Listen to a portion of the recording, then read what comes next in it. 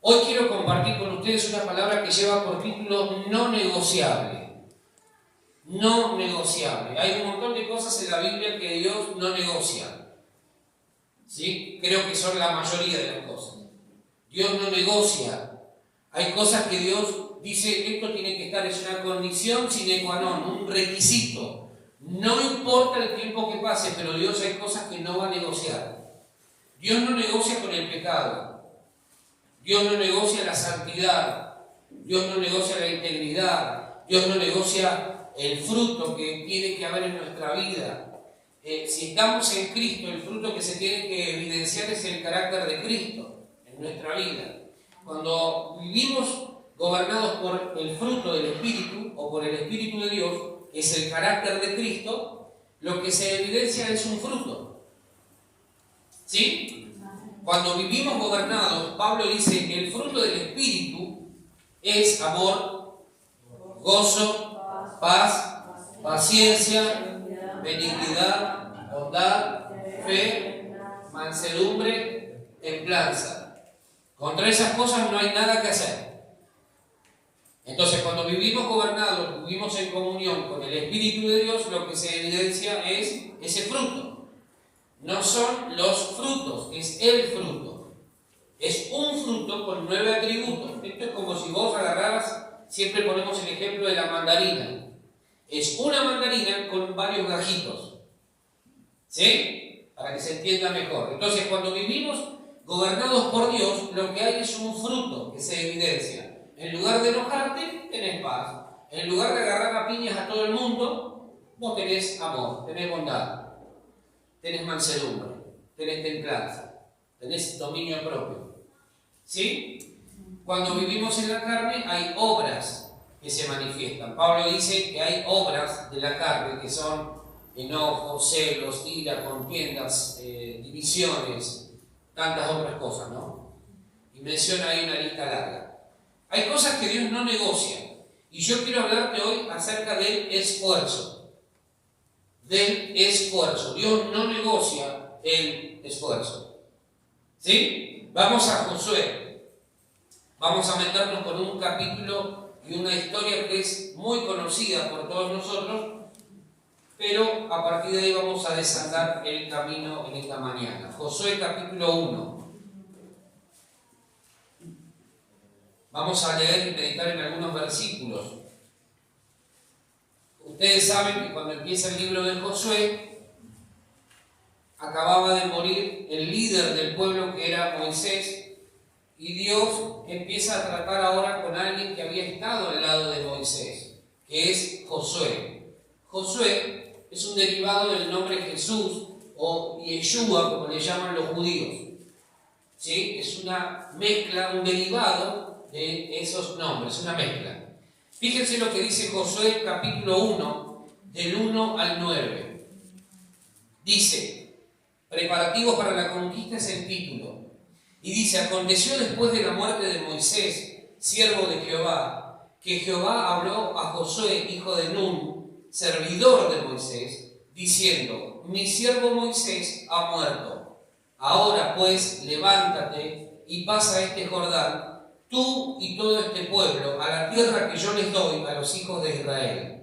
Yo, dice Dios, les he entregado, como lo había dicho a Moisés, todo lugar que pisare la planta de ¿qué? De vuestro pie. Desde el desierto, y el Líbano hasta el gran río Éufrates, el libro profético. Ese río que, según dice la historia profética, la profecía, es una señal de que todo está por terminarse. Cuando ese río se seque, que es lo que está sucediendo actualmente, cuando ese río se seque, un río caudaloso siempre, históricamente, abundante, porque alimentaba una región importante de aquel lugar, cuando ese río se seque, tenemos que parar nuestras antenitas y el chapulín colorado, porque el Señor está a las puertas. ¿Sí? Fíjense que acá Dios lo menciona. Desde el desierto y el Líbano hasta el gran río Éufrates, toda la tierra de los heteos, hasta el gran mar donde se pone el sol, será vuestro territorio. Nadie te podrá hacer frente en todos los días de tu vida. como estuve con Moisés, estaré contigo, no te dejaré ni qué, ni te desampararé. ¿Amén? Esa palabra es para vos también. No te dejaré ni te desampararé. Versículo 6. Esfuérzate y sé valiente, porque tú repartirás a este pueblo por heredad la tierra de la cual juré a tus padres o a sus padres que la daría a ellos. Versículo 7.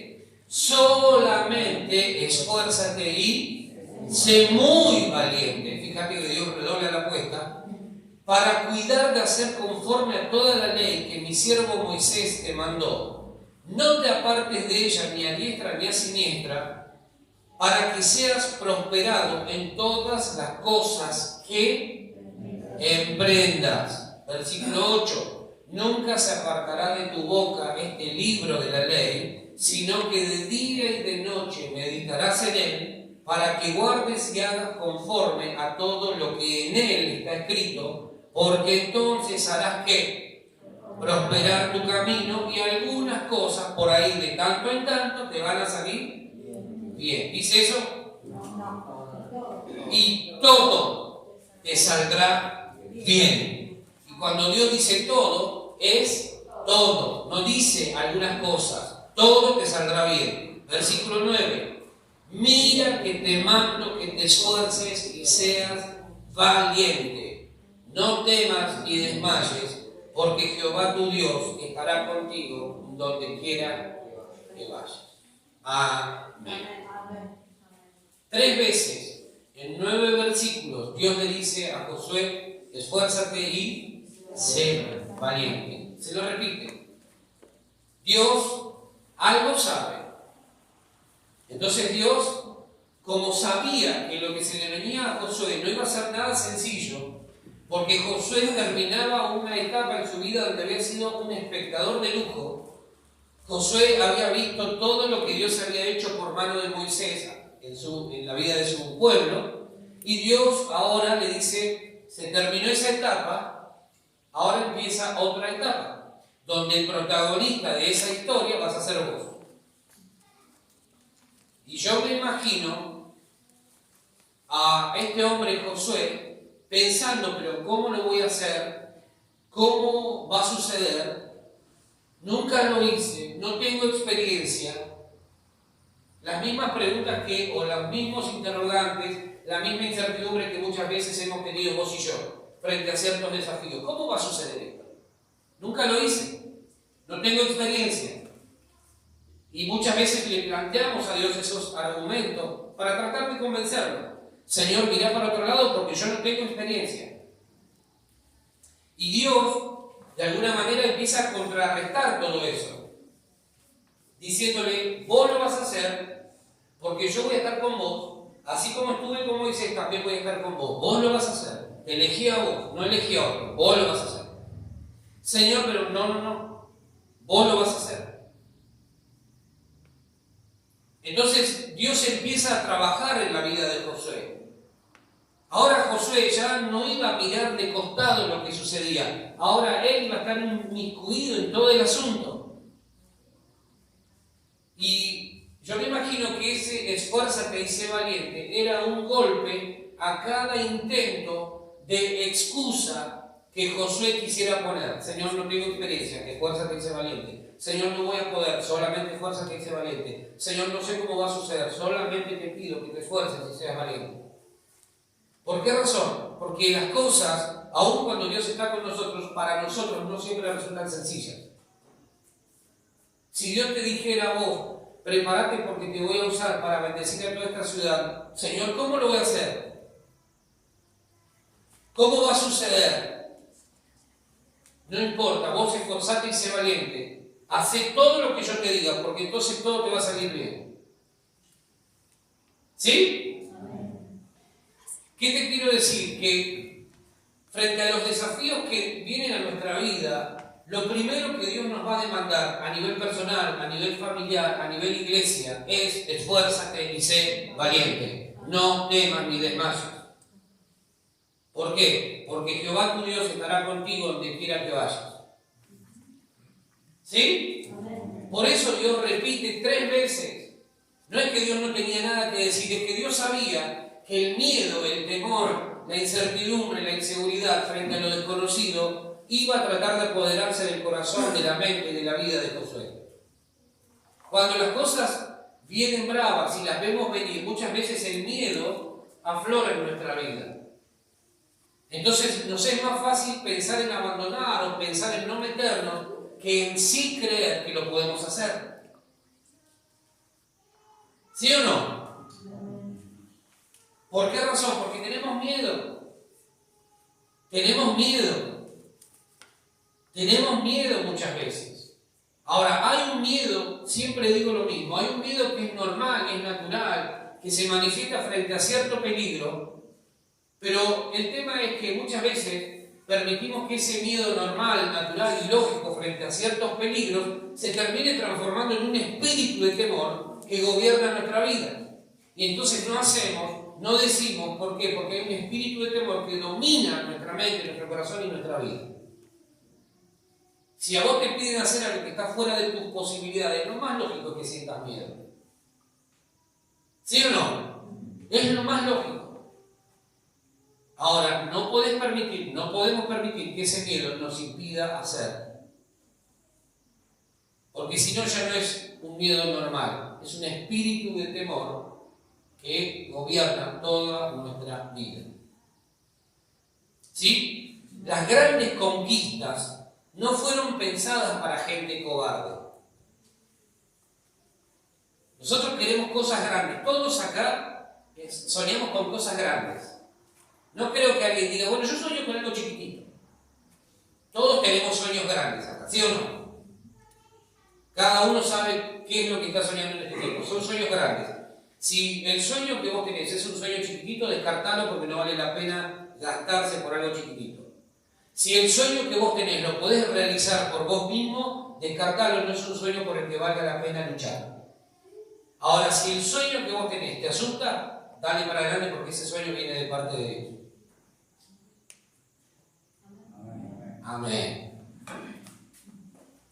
Claro, nosotros a veces tenemos sueños que están basados en lo que tenemos en la billetera. Entonces no necesitas a Dios. Si el sueño que vos tenés lo podés realizar por tus propios medios, no necesitas a Dios.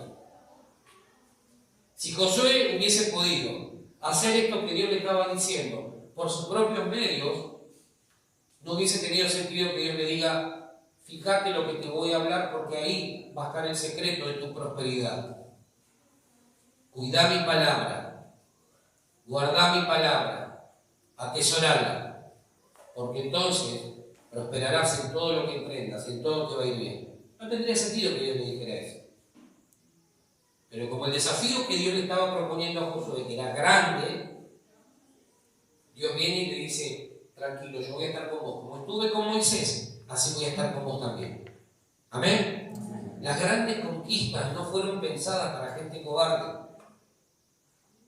¿Qué es la cobardía? Es el control del miedo en la vida de una persona. Es lo contrario o lo opuesto a la valentía. Es priorizar el miedo o el egocentrismo por encima de hacer o decir lo que es correcto. Eso es cobardía.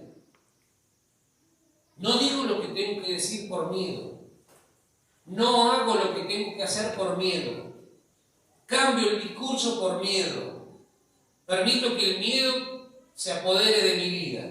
Entonces no emprendo, no hago, no digo. ¿Por qué? Porque tengo miedo. Y miedo no tiene que ver necesariamente hacia una persona. A veces tenemos miedo de hacer lo que tanto deseamos hacer. Estamos deseando hacer cosas durante muchos años que después nunca cobran vida. ¿Por qué? Porque siempre estamos manejados o manipulados por el miedo. No lo voy a hacer. Empezamos a argumentar de manera espiritual. Si es de Dios, entonces las cosas van a funcionar casi como por arte de magia. Si esto es de Dios, entonces Dios me va a proveer el $1.000.000 que yo necesito para hacer lo que necesito. Y no funciona así. Lamento decepcionarte. Más de una vez vas a tener que emprender sin tener nada en el bolsillo y sin tener ninguna certeza. Recién hablábamos con los chicos y les decíamos, la única garantía que nosotros teníamos a la hora de emprender la iglesia era que Dios nos había llamado. Dios nunca nos prometió tener una mega iglesia. Dios nunca nos dijo van a tener una iglesia enorme en la ciudad. Eso viene como consecuencia de no negociar el esfuerzo. Si trabajamos, si nos esforzamos, si somos valientes, si guardamos la palabra de Dios, si le creemos a Dios, hay cosas que van a suceder.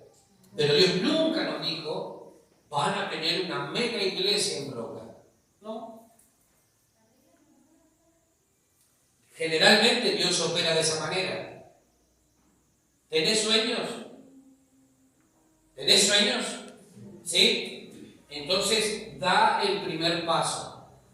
Y Dios te va a pavimentar el camino. Da el segundo paso y Dios te va a pavimentar el camino. Pero Dios se mueve cuando ve gente que se empieza a mover. Y eso es lo que Dios quería eliminar de la vida de Josué. El miedo. El miedo es uno de los grandes ladrones y estafadores de vidas. El miedo. El miedo es un impostor. El miedo es una gran mentira porque te hace ver hacia adelante lo que en realidad no existe. ¿Por qué pensás que te va a ir mal? Porque el miedo está operando en tu mente, en tus pensamientos. ¿Por qué no pensamos que nos va a ir bien? Y porque empezamos a mirar el contexto y entonces creemos que como a otro le fue mal, a mí también me va a ir mal. A otro le debe haber ido mal y tendrá que hacer él su evaluación. Pero si vos, como Josué, mantenés tu vida fundamentada en la palabra de Dios, entonces todo te saldrá bien. No hay motivos para que las cosas salgan mal. Eso es lo que Dios le está diciendo a Josué. Cobarde es aquel que no ocupa su lugar por miedo, que no hace lo que tiene que hacer por miedo. Por ejemplo, Saúl.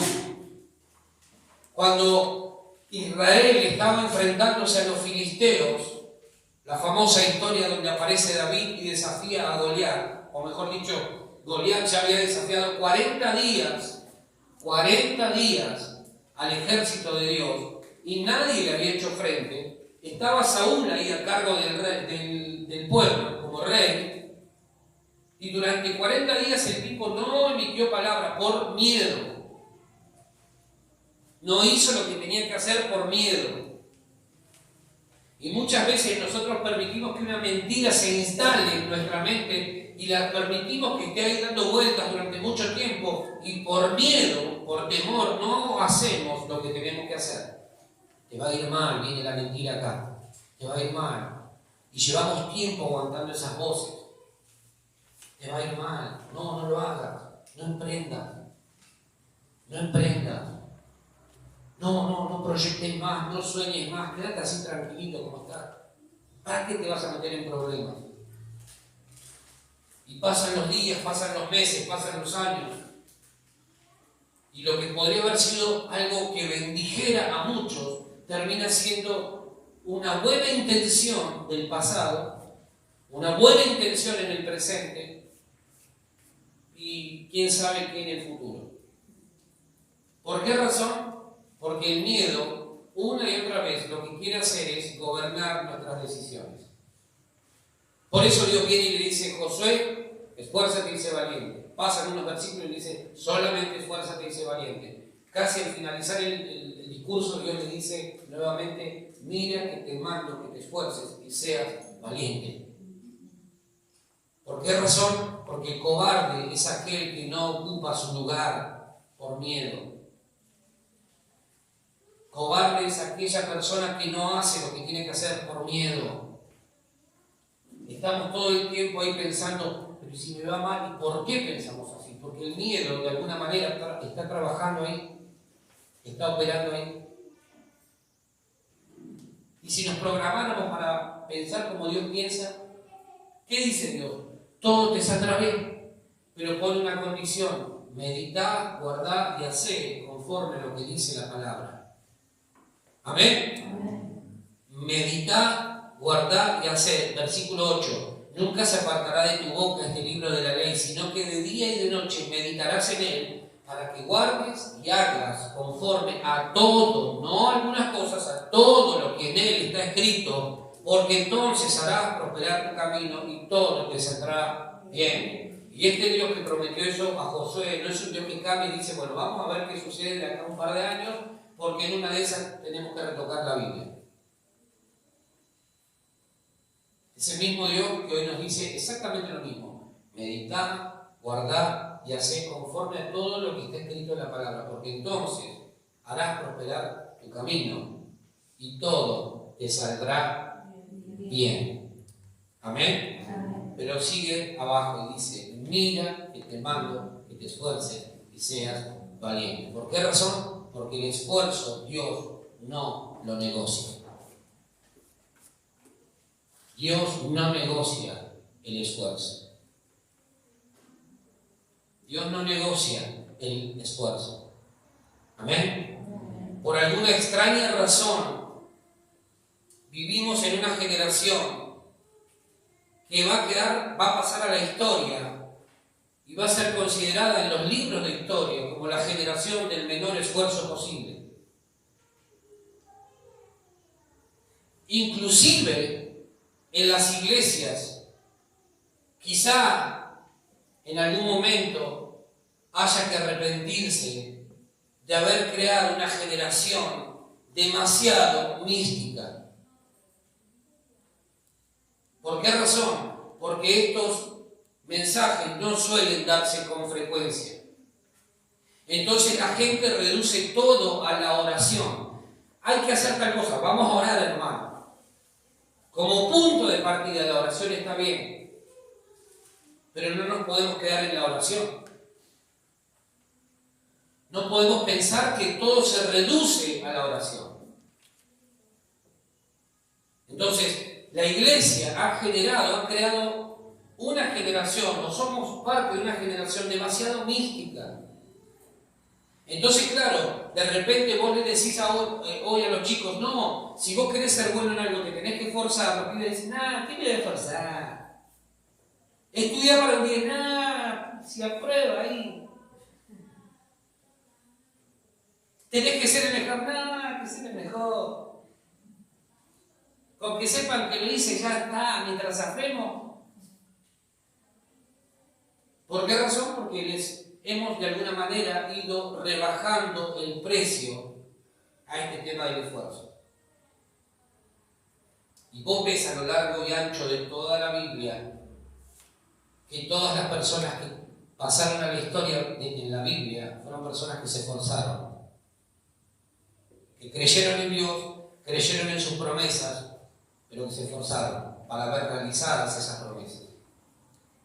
Amén. El esfuerzo también es espiritual. El esfuerzo también es espiritual. Tenemos que sacarnos esa idea de que, bueno, solamente todo va a suceder si oramos. Claro que la oración es poderosa, creemos en el poder de la oración, no la estamos subestimando. Pero muchas veces después de orar, Dios va a venir y te va a decir, ahora movete. Señor, quiero que me abras la puerta, en el nombre de Jesús. Amén. Amén, dice Dios. Ahora, da los pasitos que tenés que dar hasta la puerta. Por lo menos, desgraciado, llegar a la puerta. ¿Sí? Porque Dios obra de esa forma. Ayer hablábamos y decíamos, Dios es el Dios que abre y cierra. ¿Sí o no? El Dios que abre y cuando Él abre nadie cierra. Es una sociedad. Es decir, Dios me va a abrir por su palabra las puertas correctas, pero yo no las tengo que atravesar, las tengo que buscar. Tengo que ir a golpear. Y en la puerta que es de Dios, la puerta que Dios decidió abrir, se va a abrir. Pero yo tengo que salir a buscarla. ¿Sí? Notemos que Dios le habla del esfuerzo con un fuerte énfasis a este hombre y no le habla nada acerca de, por ejemplo, la oración. En los 9 versículos que acabamos de leer, Dios le habla 3 veces acerca del esfuerzo. le habla de la palabra, pero por ejemplo no le dice ponete a orar. Quizá porque ya Josué tendría incorporado esto de la oración, de la dependencia de Dios. Cuando vos ya tenés incorporado un hábito, no hace falta que alguien venga y te lo diga. Tenés que hacer esto. Ya lo tenés incorporado, ya es parte de tu dinámica de vida. Pero sí Dios le habla y le dice, solamente cuidate de hacer conforme a todo lo que está escrito. Porque entonces vas a hacer prosperar tu camino y todo te va a salir bien. ¿Sí? Dios no negocia su palabra. Lo que Él habló, así va a suceder. Dios no negocia su palabra. Lo que Él habló, se va a cumplir. ¿Sí? Amén. Y Dios no negocia el esfuerzo. Yo creo que Josué ya tenía incorporado esto de la oración. Por eso Dios evita volver a repetírselo. Solo orar y nunca accionar lo que genera es una vida de ilusión. Solo orar y nunca accionar genera una vida de ilusión. Por eso hay gente que nunca concreta nada, nunca logra sus sueños, nunca logra sus metas. ¿Por qué razón? Porque vive orando y está buenísimo. Insisto en esto, por favor, que nadie piense que estoy diciendo que no sirve la oración. Claro que sirve, oramos. Pero después hay algo más que tenemos que hacer. A la oración, a la palabra oración, agregarle una C más, entre la C y la I. Y te va a quedar oración. Orá en la mañana, orá en la noche. Pero después, hacé lo que tenés que hacer. A veces oramos para que la gente se convierta. Señor, te pido que bendigas y toques a mi vecino. Amén. Y Dios dice, ahora anda y tocalo. No, Señor, tocalo vos. No. Yo te puse a vos para que vos vayas y lo bendigas y lo alcances y lo toques. No, Señor, en el nombre de Jesús yo te pido que tu mano se extienda y lo toques. Sí, pero vos sos mis manos, vos sos mis pies, vos sos mi boca. A veces pedimos que la gente llegue a Cristo, pero la gente no escucha de Cristo. Alguien le tiene que hablar. Pablo dice, ¿y cómo oirán si nadie les predica? ¿Cómo van a oír? Y eso lo llevamos a todos los niveles de vida. Las grandes conquistas demandan altas dosis de esfuerzo. Las grandes conquistas en tu vida no van a estar revestidas de poquito esfuerzo. Eso es una mentira. Para que alguien lograra algo importante, no sé qué es lo que se te viene a la mente ahora, pero las grandes conquistas están revestidas de grandes dosis de esfuerzo. Por eso Dios le dice a Josué, Josué, vos vas a repartir este territorio que yo le prometí, la tierra prometida, aquello que les prometí a sus padres, vos vas a tener que meter a este pueblo. Y mirá que si había un pueblo jodido, era el pueblo judío. Imagínate 2 millones de judíos, primero había que guiarlos a través del desierto. ¿Y cómo los guiaba Dios en el desierto? Una nube y una columna de fuego. Dicen los teólogos que aproximadamente cada 3 meses, esa nube se movía. Ya ellos sabían que cuando la nube se movía, ellos se tenían que mover. Cuando la columna de fuego en la noche, aparecía como una consecuencia donde ellos iban a estar. Pero la clave era prestar atención a la nube. Cada 3 meses aproximadamente esa nube se movía. Ahora, vos imaginate lo que es 2 millones de personas aproximadamente, todos asentados en un mismo lugar, haciendo el 1 y el 2 en un mismo lugar durante 3 meses, comiendo todos juntos en un mismo lugar, bañándose en un mismo lugar, tirando los restos de comida todos en un mismo lugar, durante 3 meses. No se podían mover. 3 meses, por eso Dios cada 3 meses decía, vamos a cambiarlo porque si no estos se van a morir, no por justamente lo que causan los enemigos, sino por los enemigos internos vamos a cambiarlo, vamos a movernos. Y ahora viene Dios y le dice a Josué, Josué, ya esa etapa terminó, ahora vos vas a agarrar a este pueblo y te vas a encargar de introducirlo en la tierra prometida. ¿Sí? Todo este territorio es de ustedes, pero vos los vas a tener que conducir hacia la tierra prometida. Y solamente te pido que te esfuerces y seas valiente. Cuanto mayor y más grande sea lo que vos deseas conquistar, mayor será el esfuerzo que debas realizar. Amén. Cuanto mayor sea tu meta, tu objetivo a alcanzar, mayor será el esfuerzo que debas realizar. Mayor. Dios garantiza su compañía, su respaldo a gente esforzada. ¿A quién? Gente esforzada. Vos te vas a dar cuenta, seguramente que conocés gente que tiene mucha vida de oración. Gente que ama de verdad al Señor y ora mucho. Y que muchas veces se pasa la vida viendo cómo las oportunidades pasan delante de sus ojos, pero nunca logra nada. ¿Por qué razón? Por la sencilla razón de que se pasa la vida orando, pero nunca accionando. Y está buenísimo, vuelvo a repetir esto. Orar, lo tenemos que hacer, es parte de nuestro crecimiento, de nuestra vida espiritual. Pero hay un momento en que Dios te dice, deja de orar y empezá a moverte. En un momento determinado, Moisés estaba con el pueblo, en el libro de Éxodo. Y Dios ve que el pueblo, frente a la persecución de los enemigos, se detiene y empiezan a clamar. Y empiezan a clamar. Y entonces Dios agarra y le dice a Moisés, ¿por qué clamás a mí? Y algunos dirían, pero ¿cómo por qué clamo, Señor, a vos? ¿Por qué me haces esa pregunta? Entonces Dios agarra y le dice, decile al pueblo que marche. No es tiempo de orar, es tiempo de marchar. Te vienen persiguiendo los enemigos, marchá, avanzá, no te quedes a orar. Tenemos que ser entendidos en los tiempos. Hay un tiempo que es para orar, hay un tiempo que es para marchar, para avanzar, para crecer, para soñar, para alcanzar. Amén. Porque si vos te quedás orando, si nos quedamos orando y no accionando, entonces nunca vamos a lograr nada. A veces pretendemos que la iglesia crezca, pero no hacemos nuestra parte. Y Dios dice, es tiempo de que marchen. Es tiempo de que accionen. Es tiempo de que hagan. ¿Quieren ganar el barrio? Hagan. ¿Quieren ser de bendición en la ciudad? Hagan.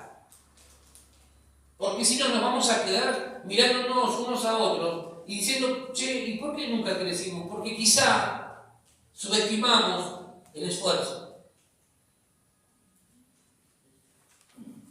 Sí, está buenísimo que oremos y lo tenemos que seguir haciendo, y cada uno en forma individual y como iglesia lo tenemos que hacer. Ahora, después de eso, hagamos. Porque si no queda toda en una idea. Cuando Dios, Padre, pensó en el hombre, dijo, hagamos. Hagamos, no dijo, vamos a ver qué hacemos. Dijo, hagamos al hombre conforme a nuestra imagen y semejanza.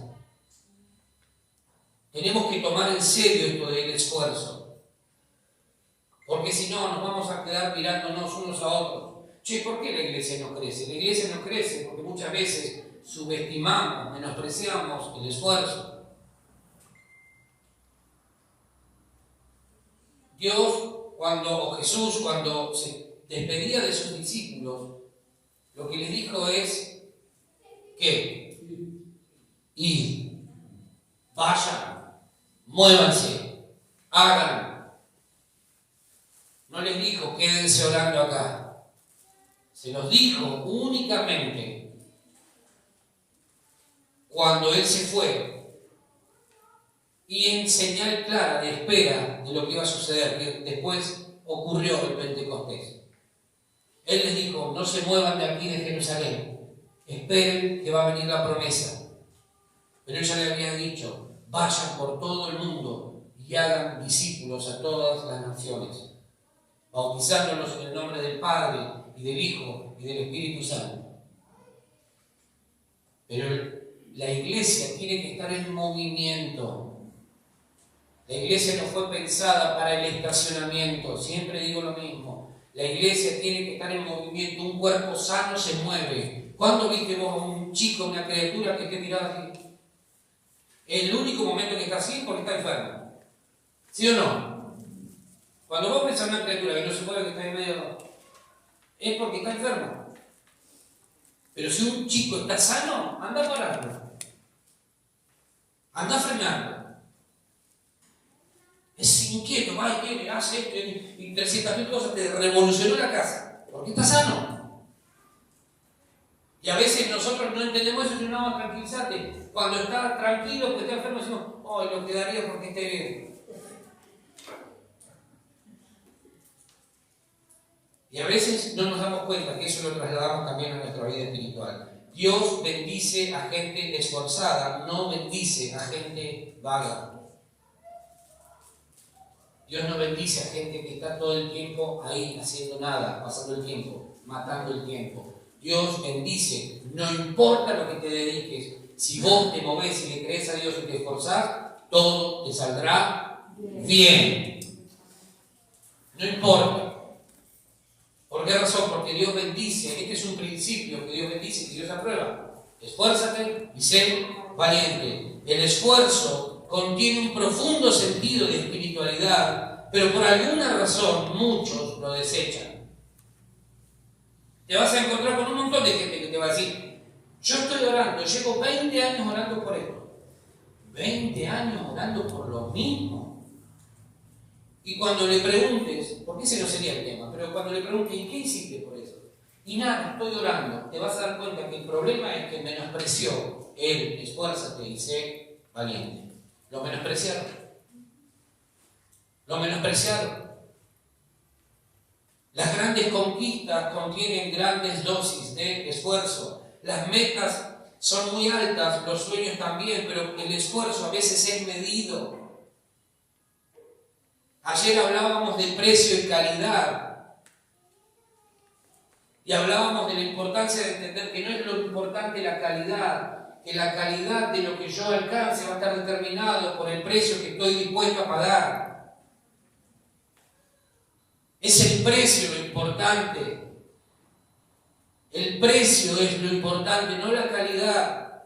La calidad viene a continuación, pero la determina el precio que yo estoy dispuesto a pagar.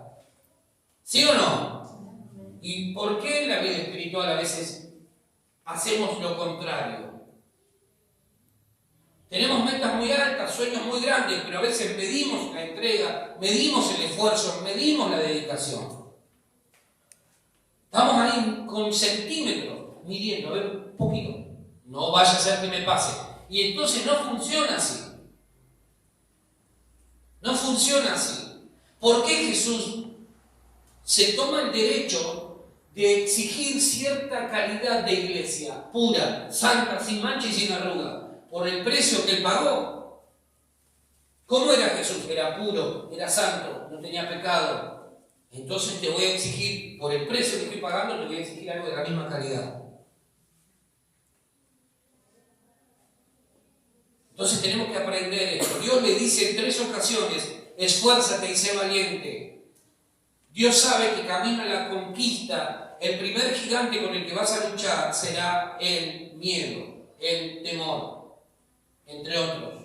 Además vas a tener cansancio, vas a tener desánimo, vas a tener ganas de abandonarlo todo cuando las cosas no se te den. Son gigantes que van a aparecer en tu camino, situaciones que te van a invitar a que abandones. Ves que las cosas no funcionan, esfuérzate y sé valiente. ¿Por qué? Porque es un principio espiritual. Y si nos mantenemos esforzándonos, en algún momento la cosa se va a romper y va a ser distinta. ¿Sí? ¿Amén? No descuidamos la oración, seguimos orando, pero también hacemos. Y oramos y hacemos. En el tiempo de Nehemías, cuando Nehemías iba a reconstruir los muros, Nehemías, inteligente, sabio, ¿qué hace? Armó grupos. Entonces, por un lado estaban los que cuidaban el muro, ¿sí? Y por otro lado estaban los que trabajaban.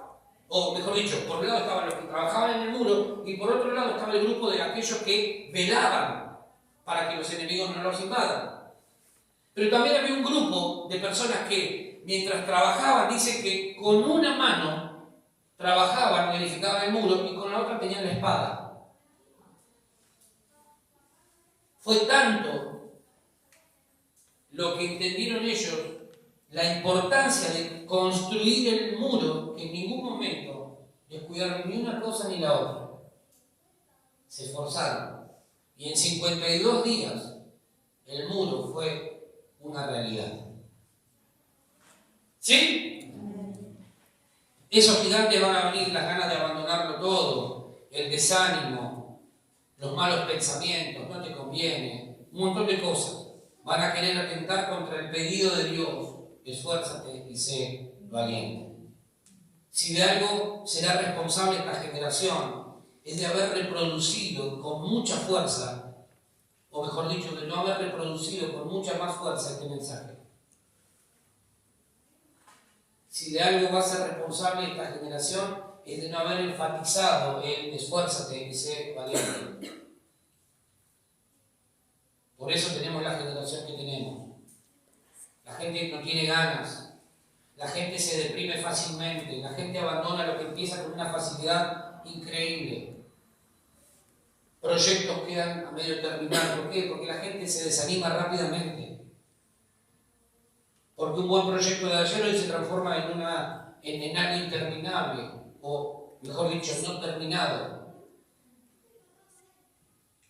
Monumentos al fracaso, a la desesperanza, a la desilusión. En nuestra vida, si miramos un poco hacia atrás, tal vez tengamos ese tipo de monumentos, de cosas que empezamos y nunca terminamos. ¿Por qué razón? Porque nadie nos habló de esto. Porque nadie nos dijo: guarda que en el camino vas a encontrarte con desilusión, vas a encontrarte con desesperanza, va a haber momentos donde vas a querer abandonarlo todo, las cosas no siempre van a ser fáciles. Y entonces, frente al primer problema, lo primero que tratamos de hacer es no seguir. Por eso Dios le habla a Josué 3 veces. No es que Josué tenía un problemita mental, y por eso Dios le dice 3 veces: a ver si me entendés, cabezón. No, ¿por qué? Porque Dios sabía que camino a la tierra prometida, a esa conquista de larga espera, este hombre y ese pueblo se van a enfrentar con situaciones como esta. Dios sabe, cuando viene y te trae una palabra, Dios sabe por qué la trae.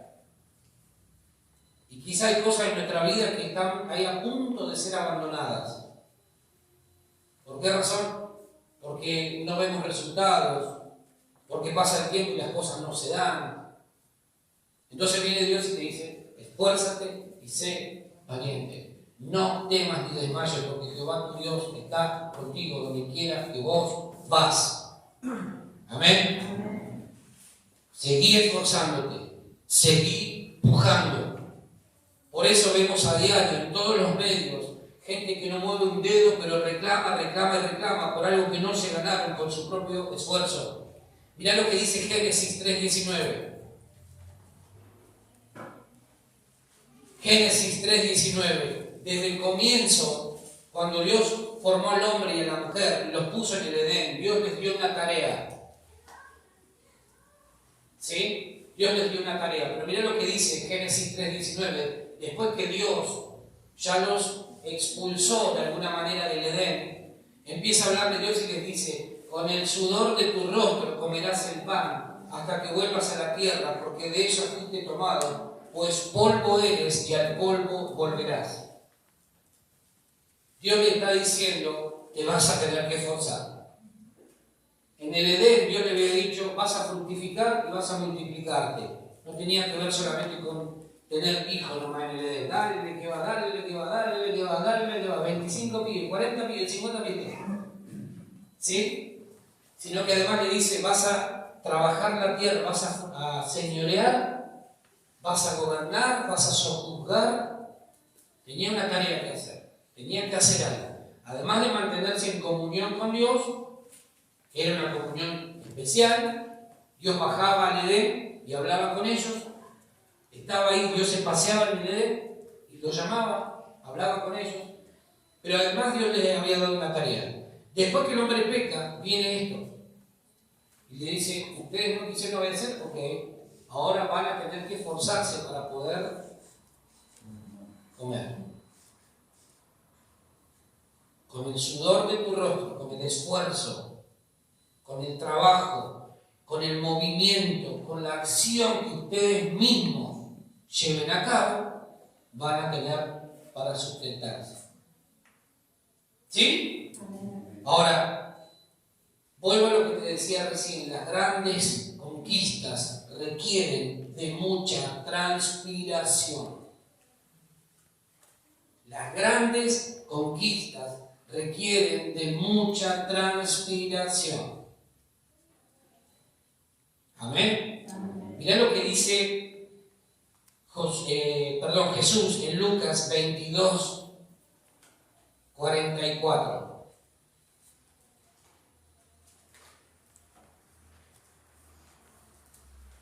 Lucas 22, 44. Dice, y estando en qué? En agonía, Jesús oraba más intensamente y era su sudor como grandes gotas de sangre que caían hasta la tierra. Jesús ahí, además de orar, estaba peleando, estaba batallando con su alma, con su espíritu, con sus emociones, con toda su humanidad, y estaba ahí a punto ya de ir a la cruz. Las grandes conquistas requieren grandes dosis de transpiración, de sudor. Esta conquista, es decir, a Jesús conquistar tu vida y la mía nuevamente, le significó grandes gotas de sudor, que en realidad era sangre. Y eso está comprobado científicamente, que cuando una persona está bajo un profundo estrés, en lugar de gotas de agua puede transpirar sangre. Tiene un nombre eso, creo que se llama, si no me equivoco, se llama hemahidratosis. Lo tenía anotado por ahí, pero lo perdí. Está comprobado que eso puede suceder. Las venas se explotan. Por eso sudaba sangre. No sudaba lo normal. No era un sudor normal. ¿Pero por qué razón? Porque él estaba conquistando, recuperando lo que se había perdido en el Edén. Las grandes conquistas requieren grandes dosis de esfuerzo. Amén. En medio de la agonía, Jesús siguió esforzándose, por eso sus gotas de sangre. Vamos a Daniel 11:32. Bánquenme un ratito, quiero terminar con la palabra. ¿Sí? Bánquenme unos minutitos más. Daniel 11:32. Dice, con lisonjas seducirá a los violadores del pacto. Daniel está hablando del anticristo. Del anticristo. Y él dice, con lisonjas seducirá a los violadores del pacto. Mas el pueblo que conoce a su Dios, ¿qué dice? Se esforzará y actuará. Daniel está haciendo referencia a un hombre perverso. Él lo denomina como el anticristo. En aquel entonces, puntualmente, esto hacía referencia a un hombre que se llamaba Antíoco Epífanes, que fue un hombre que se levantó en contra del pueblo judío y lo devastó prácticamente, trató de arruinarlo. Era un hombre muy perverso. Y entonces, ¿qué es lo que está diciendo Daniel? Con lisonjas, dice, seducirá a los violadores del pacto. Este hombre le hizo mucho daño al pueblo de Dios. Pero ¿qué pasó? Que fue un hombre seductor. Por eso habla de los violadores del pacto. Es decir, dentro del pueblo de Dios hubo quienes se levantaron en contra de su propio pueblo. Abandonaron el pacto que tenían, que Dios había hecho con ellos. Abrazaron una cultura distinta. Mucha gente se olvidó durante ese periodo de su Dios.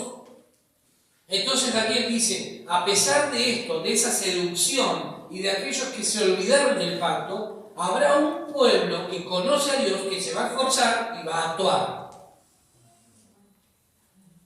¿Sí? Hay un pueblo que se sigue esforzando el día de hoy.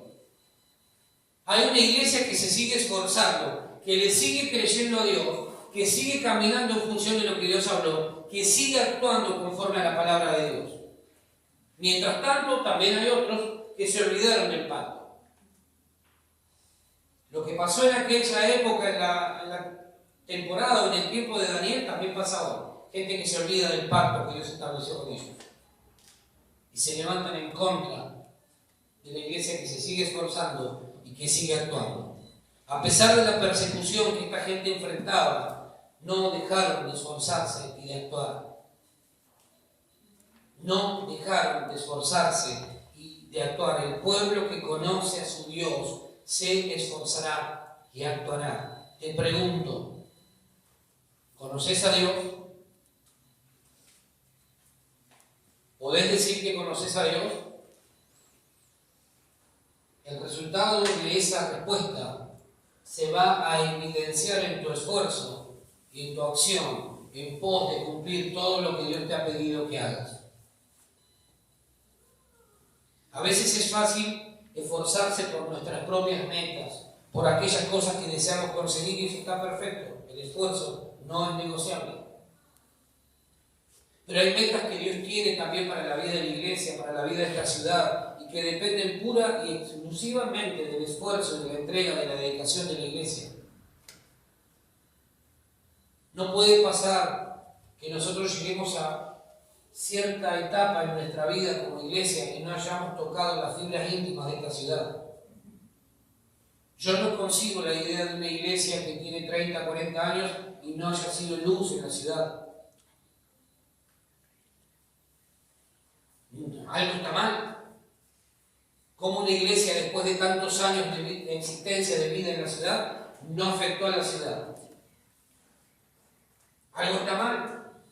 Si nosotros llegamos a cumplir 40 años de vida en una ciudad como esta y no tocamos los puntos más importantes de esta sociedad, tenemos que dedicarnos a otra cosa.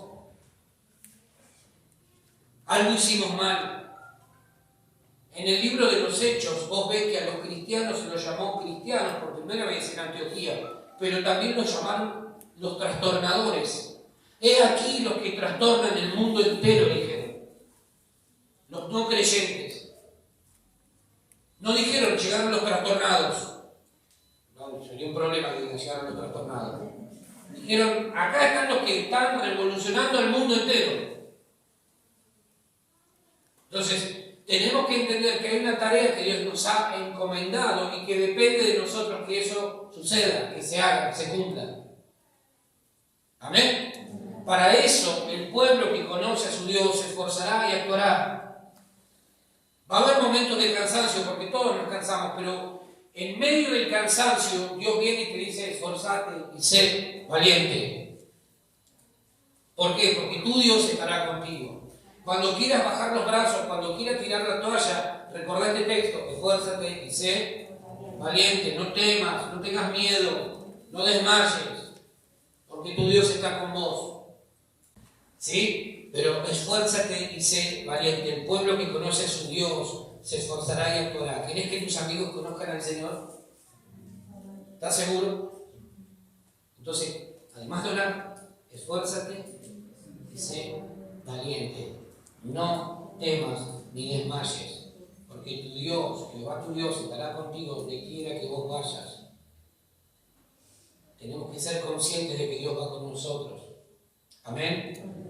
Hay gente que dice, si Dios quiere, Él lo hará. Están excusándose para no hacer lo que tienen que hacer. ¿Sí? Hay gente que vive así, poniendo argumentos o excusas que suenan muy espirituales, pero que no tienen fundamento bíblico. Eso es incorrecto. Dios se mueve con los que se mueven. Amén. Esta semana, ¿cuánta gente le hablaste del Señor? No me respondas, pensar. ¿Qué estás haciendo para generar algo ahí alrededor tuyo? para que otros puedan conocer a este Dios que tanto bien desea hacer, que todo te saldrá bien, te está diciendo Dios. ¿Por qué no compartir esa buena noticia? ¿Por qué no ir a decirle a otros, sabes que Dios a mí me bendijo y te quiere bendecir a vos también, pero necesitas cambiar, necesitas arrepentirte? Aprendíamos el otro día que ya no tenemos que decirle a la gente, ¿querés aceptar a Jesús en tu corazón? No, eso es incorrecto. Nunca fue la predicación de Cristo esa. Es Él el que nos hizo aceptos en el amado, dice Pablo. Lo que tenemos que decirle a la gente es, si vos querés una nueva vida, tenés que arrepentirte de tus pecados. Y este Dios maravilloso que hace todas las cosas nuevas, te va a regalar, te va a obsequiar una nueva vida. No conforme a lo que vos has creído o has pensado, sino conforme a lo que Él ya pensó para vos. Amén. Pero tenemos que pensar que si queremos que nuestra iglesia crezca, además de orar, tenemos que hacer. Tenemos que hacer. No nos podemos quedar solamente en el orar. Tenemos que predicar, buscar la creatividad que viene de Dios para poder llegar a alguien. Hay lugares que se están muriendo de hambre, espiritualmente hablando. Hay pastores que no se toman el laburo de preparar un mensaje. Llega el domingo y dice, a ver dónde cae la moneda, pin, acá, ve, Judas fue y se ahorcó, ve y haz tú lo mismo, hijo mío. Porque no se toman el laburo en serio de preparar, de orar la palabra. Y hay gente que necesita escuchar lo que vos estás escuchando. Esforzate, que Dios te garantiza que te va a ir bien. Y hay gente que se pasa la vida orando y nunca concreta nada. ¿Por qué? Porque todo lo reduce a la oración. Entonces dicen, después frustrados, pero Dios no me bendice. Es que hay una parte del mensaje que no te dijeron. Yo sueño con una iglesia grande y por eso me esfuerzo, por eso trabajo, por eso me dedico, por eso preparo. Este mensaje yo lo tenía preparado ya hace, no sé, una semana atrás. El domingo pasado nos tuvimos reunión, por eso me quedó. Esta semana hice la plancha, ¿sí? No, mentira. Pero yo ya sé lo que voy a predicar el domingo próximo. Y el que sigue. ¿Por qué razón? Porque yo me esfuerzo, porque quiero dar a luz. Ahora vamos a ver lo que dice Pablo. Quiero dar a luz aquello por lo que he soñado, por lo que me he esforzado, lo que me he dedicado los últimos 20 años. Y quiero que entendamos esto juntos. ¿Saben lo que a veces soñamos? Una iglesia grande y el potencial Dios nos ha puesto acá. Dios tiene a través tuyo un potencial enorme para bendición de otras vidas. El potencial está. Pero necesitamos darnos cuenta que Dios no negocia el esfuerzo. ¿Amén? Ahora, el pueblo que conoce a su Dios se va a esforzar y va a actuar. Estamos llenos de cristianos cómodos, cristianos que no mueven un dedo para hacer lo que Dios les ha pedido que hagan, pero exigen y exigen y exigen y exigen y exigen. Pastor, ¿no me puede venir a ver? Allá vamos. Pero después vos le decís, pero vení a la iglesia. No, lo que pasa es que el gato, lo que pasa es que el loro, lo que pasa es que el perro. Entonces, ¿cuándo te vas a mover? ¿Cuándo vas a entender que algo tenés que hacer? Cristianos que solo vienen a la iglesia a engordar de conocimiento, que después no comparten con otros. Tiene que haber en nosotros una carga en este tiempo de decir, la comida que a mí me hace bien la voy a compartir. Si a vos te bendice lo que estamos recibiendo, porque yo también lo recibo, tengo las primicias nada más. Pero si a vos te bendice, compartilo con otro. Lo que Dios nos ha dado. Proponete esa meta. Sí, Señor, voy a orar por una persona. Yo sé que vos me vas a dar una persona. Una persona. Durante los próximos 30 días voy a bombardear el cielo orando por esa gente, por esa persona. Pero cuando tengas la oportunidad, hablale. No tengas miedo. No desmayes. ¿Qué quería decir que Jesús te ama? Se desmayó, ¿por qué? Porque le dio vergüenza, le bajó la presión. Capaz que te va a decir que no, mira, no me interesa, te agradezco. Listo. Voy a seguir orando por vos. ¿Sí? Pero esfuérzate y sé valiente. Para las cosas nuestras muchas veces nos esforzamos y damos todo, pero a veces para las cosas espirituales no tenemos el mismo énfasis, no ponemos las mismas ganas. Y Dios quiere que esta iglesia se transforme en una iglesia que se esfuerce, que actúe. No solamente que ore, sino que se esfuerce y que actúe, que dé todo y más también. Amén. Mira lo que dice 2 de Timoteo 2:1. Ya vamos terminando. Si me bancan media hora más, al asado llegan, recalentado, no sé cómo, pero ya. 2 de Timoteo 2:1. Dice, Pablo le escribe a Timoteo, le dice, tú pues, ¿qué? Hijo mío, tú pues, hijo mío, esfuérzate en qué? En la gracia que es en Cristo Jesús. Fíjate cómo Pablo le escribe a Timoteo, afectuosamente, cariñosamente. Le dice, tú pues, hijo mío, esfuérzate en la gracia, ¿sí? Para construir una iglesia sana y fuerte en el Espíritu es necesario primero que haya afecto genuino. Por eso Pablo le escribe a Timoteo. Timoteo iba a ser el pastor en la ciudad, en la iglesia de Éfeso, un pastor joven. Ay no, los pastores no pueden ser jóvenes, porque si se equivocan y se pecan, y puede ser viejo y pecar también. Porque siempre, viste, el problema es, no, si es muy joven y peca, y si es viejo y peca. Entonces Pablo le escribe a Timoteo y le dice, tú pues, esfuérzate, hijo mío, esfuérzate. ¿En qué? En la gracia. Primero, si queremos construir una iglesia sana, tiene que haber un afecto genuino, afecto sincero. No puede haber doblez de corazón, no puede haber dobles intenciones, no puede haber otra motivación que no sea el bienestar del otro, porque es mi hermano, porque es mi hermana, porque es parte del cuerpo de Cristo del que yo formo parte también. Amén. Porque si no, ya arrancamos mal. ¿Cómo vamos a construir algo sano si nosotros tenemos las motivaciones incorrectas? Por eso Pablo le dice así, le está escribiendo a un hombre, a un muchacho que se iba a hacer cargo de una congregación en la ciudad de Éfeso. Por eso le escribe Pablo como padre espiritual, le dice, hijo mío, esfuérzate en la gracia. Tiene que haber afecto genuino entre el líder y liderados, y viceversa. Si no, no se puede construir nada serio. Si no hay respeto, si no hay amor, si no hay afecto, no podemos construir una iglesia seria. El gran problema, además de la falta de esfuerzo que hay en esta generación, es la falta de respeto y de ética. No hay respeto. Busco ser yo el que saque ventaja de lo que vos tenés. No hay respeto. Si te tengo que pisar la cabeza para lograr lo que a mí me interesa, lo hago. No hay respeto. Hay líderes que no son respetuosos de otros líderes. Podemos pensar diferente, pero no puede haber falta de respeto, inclusive entre nosotros. Amén. Porque si no, no podemos construir nada sano. No tenemos que pensar necesariamente igual, pero nos tiene que unir el Espíritu de Dios. Tiene que haber un mismo sentir. No importa si a vos te gustan las sillas negras o grises o violetas. Lo importante es que en definitiva trabajemos para conseguir el mismo objetivo. ¿Cuál es? Tener sillas. El color no importa.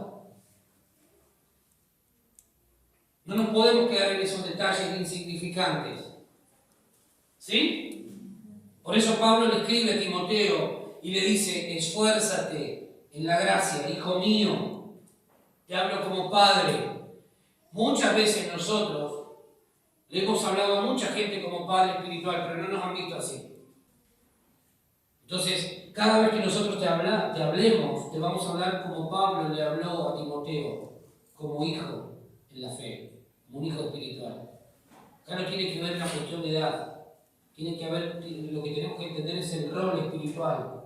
No tiene que ver con edad, porque acá hay gente que es mayor que yo, a quien yo respeto y honro. Acá tiene que primar y se tiene que priorizar el rol, la función espiritual. Amén. Si no, no podemos funcionar como iglesia. Si no podemos entender esto, no puede haber una iglesia sana. Por eso Pablo fue el que formó a Timoteo y le escribe como un padre afectuosamente, le dice, hijo mío. Pablo fue muy cuidadoso. Yo los animo a que lean las dos cartas que Pablo le escribe a Timoteo. La carta que le escribe a Tito, la carta que le escribe a Filemón. Y se van a dar cuenta del afecto con el que Pablo escribía a sus discípulos espirituales, aun cuando los tenían que corregir. Y era muy duro con aquellos que lo traicionaban y que lo abandonaban. Demas me ha desamparado, dijo en un momento, amando más este mundo. Fíjense cómo escribía. A este lo entregué a Satanás, dice, para que aprenda a no blasfemar. Para los que creen que no tiene que hablar duro uno. Para los que creen que todo es franelita, franelita, franelita. Tenés un tipo como Pablo, con un carácter poderoso, y que decía cosas como esas. ¿Sí? Ahora, Pablo le dice a Timoteo, esfuérzate en la gracia. Lo está animando, lo está alentando a ser fuerte y a resistir frente al desafío que tendría de liderar una iglesia como la iglesia de Éfeso. Timoteo, una persona bastante tímida por naturaleza y al parecer con frecuencia se desalentaba. ¿Te pasa eso vos? ¿Que con frecuencia te desalentás? Bueno, no es pecado, el problema es permanecer en el desaliento. Todos en algún punto en nuestra vida hemos atravesado momentos de desaliento, ¿sí o no?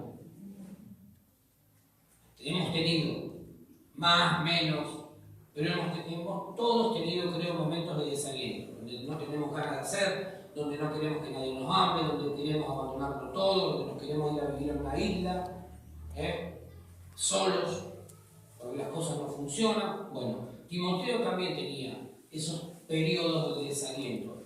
La Biblia nos cuenta la historia de hombres y mujeres como vos y como yo. Y por eso te comparto esto. Timoteo también luchaba con el desaliento. Por eso Pablo viene y le dice, esfuérzate en la gracia. Y hoy Dios viene y te dice, esfuérzate en la gracia.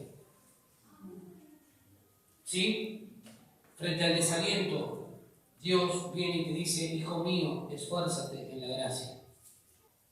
La hoja. Dice, Él da esfuerzo al cansado y multiplica las fuerzas al que no tiene ninguna. Los muchachos se fatigan y se cansan, los jóvenes flaquean y caen, pero los que esperan a Jehová tendrán nuevas fuerzas. Levantarán alas como las águilas, correrán y no se cansarán, caminarán y no se fatigarán. Eso es esforzarse en la gracia, es creer que Dios, cuando no tenés fuerza alguna, viene y te las multiplica. Es aprender a esperar en el Dios que puede hacer algo de la nada. ¿Sí? Dios siempre está listo y dispuesto a brindarnos de sus fuerzas para poder seguir adelante, pero no podremos recibir esas fuerzas nuevas si no aprendemos a esperar en Él. Si luchamos y seguimos luchando en nuestras fuerzas, vamos a terminar agotados. Pero cuando sentimos que no tenemos fuerzas y vamos a Dios y le decimos, Dios, estoy cansado, estoy cansada, ya no siento que no puedo más, ahí viene Dios y te renueva, te pastorea, te da aliento y te dice, vamos, esfuérzate y sé valiente, esfuérzate en la gracia. Amén. Amén. Isaías dice, los que esperan a Jehová tendrán nuevas fuerzas. Mientras buscamos su presencia y depositamos toda nuestra confianza en Él, recibiremos de Él nuevas fuerzas y entonces vamos a dejar de depender de las nuestras. ¿Sí? Amén. Efesios 6:10. Efesios capítulo 6, versículo 10. ¿Qué dice? Alguien que me lo lea bien fuerte, por favor. Por lo demás, hermanos míos, fortaleceos en el Señor y en el poder de su fuerza. Por lo demás, hermanos míos, fortaleceos en el Señor y en el poder de sus fuerzas. Pablo sabía lo que era esforzarse en la gracia. ¿Por qué razón? Porque él pudo escuchar de Dios en un momento de debilidad, bástate mi gracia, porque mi poder se perfecciona en tu debilidad.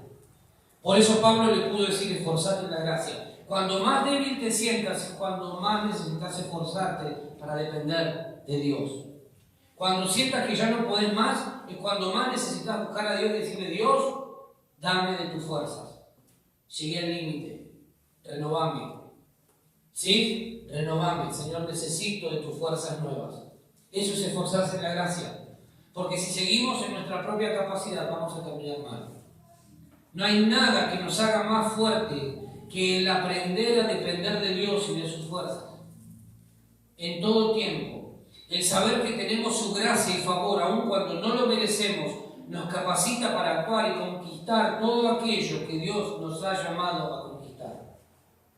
Esfuérzate en la gracia. Dios no negocia el esfuerzo. Dios no bendice a gente vaga. El pueblo, el cristiano, la iglesia que conoce a su Dios se esforzará y actuará a pesar de las luchas y de la oposición que pueda enfrentar. Amén. Nos ponemos de pie, por favor.